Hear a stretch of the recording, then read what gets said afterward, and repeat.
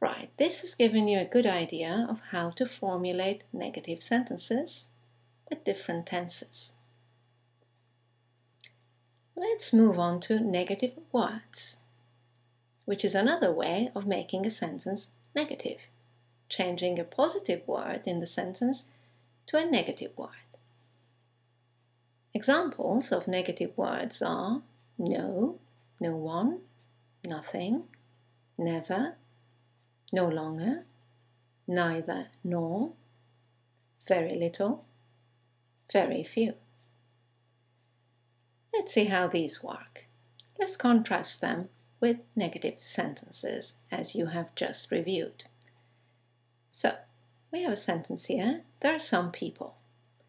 Let's change that into a negative sentence. First, there are not any people. And now replace not any with a negative word, like no. There are no people. That's right. So you have two ways of making the sentence negative. Let's look at another sentence. There was someone at home. There wasn't anyone at home. And now we can replace not anyone with the negative word no one. There was no one at home. We saw something. Let's change that into a negative sentence with a negative verb. We didn't see anything. And now we can replace not anything with nothing. We saw nothing. I've always done this. Negative verb. I haven't ever done this. Negative word. I've never done this. It is still raining. It's not raining anymore. And we can now replace not anymore with the negative expression no longer. It is no longer raining. We drink both wine and beer. Negative sentence. We don't drink either wine or beer. Now we can replace not either or with neither nor. We drink neither wine nor beer. They had much money. They didn't have much money. Not much is little or very little. Let's put that in the sentence. They had little money. They had very little money. And our last example. She knows many people. She doesn't know many people. Not many can be replaced by the negative expression few or very few. She knows few people. She knows very few people. Let's just stay with the words little and few for a while, because it's important that you note this little point. Little and few are negative.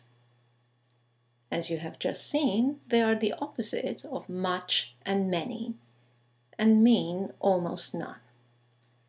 If you add the word a to these words and say a little and a few, they become positive. They mean some. So you've got to be really careful which one you use. So when you hear or say they had little money, it means they had almost no money. Whereas when you say they had a little money, you mean they had some money. In order to avoid this confusion, it's always a good idea to add the word very. to the negative expressions, to insist on the negative. They had very little money. Right then, let's look at some special cases. The special cases are where your word is in the subject position and you want to make it negative. The first group we should look at is all, everyone, and everything. When you have a sentence that begins with these words, where these words are the subject of the sentence, and you want to make it into a negative idea, you have two ways of doing this. You can add the word not to the beginning of the sentence, or you can use a negative word, which is the opposite of all, everyone, or everything. The opposite of all is none, the opposite of everyone is no one, and the opposite of everything is nothing. However, be careful that depending on which form you use, the meaning changes. Let's show you an example. Let's start with the sentence, all the guests have arrived, and make it negative by adding not to the beginning of the sentence. Not all the guests have arrived. This means that only some of them have arrived. However, if you use a negative word, that is none, the opposite of all, to make the sentence negative, it means something different. None of the guests have arrived means that no guests have arrived. Avoid saying all the guests haven't arrived. Avoid using a negative verb because it is ambiguous. Your listener won't be sure which one you mean. Let's look at another example. Everyone is ready. Let's add not to the beginning of the sentence. Not everyone is ready. And as you know now, it means only some people are ready. The other case, no one is ready, means that there are no ready people. Again, quite a different idea from the first one. And again, avoid using a negative verb because it makes it ambiguous. Let's look at another group of words that you have to be careful with when you want to create a negative idea with them. Both, someone, and something. There is only one way of creating a negative idea here, and that's by using the opposite.